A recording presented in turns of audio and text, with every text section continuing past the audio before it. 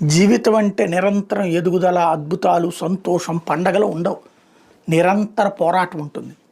100కి 99 మందికి అంతే. ఒక్క 1% గోల్డెన్ స్పూన్ బేబీస్. ఇవి వాళ్ళు కూడా వాళ్ళ స్థాయిలో వాళ్ళ సమస్యలు వాళ్ళకు ఉంటాయి. ఇక నరేంద్ర మోడీ విషయంలో ప్రత్యేకించి మనం గమనించాల్సింది ఏంటంటే, పోయిన చోటనే తన గౌరవాన్ని భంగపరిచిన చోటనే గౌరవాన్ని పొందగలిగే అద్భుతమైనటువంటి అదృష్టం అనాలా, లేకపోతే అవకాశం అనాలా ఆయన సాధించగలిగాడు. ఒకప్పుడు గోద్రా అల్లర్లను బేస్ చేసుకుని అమెరికాకి వీసా నిరాకరించింది. అదే అమెరికా ఘన స్వాగతాలు పలికింది, నెత్తిని పెట్టుకుని చూసుకుంది. అదే సందర్భంలో కెనడా నరేంద్ర మోడీని టార్గెట్ చేస్తూ రాజకీయాలు చేసిందో చేసిన ఆయన పక్కకు పోయాడు.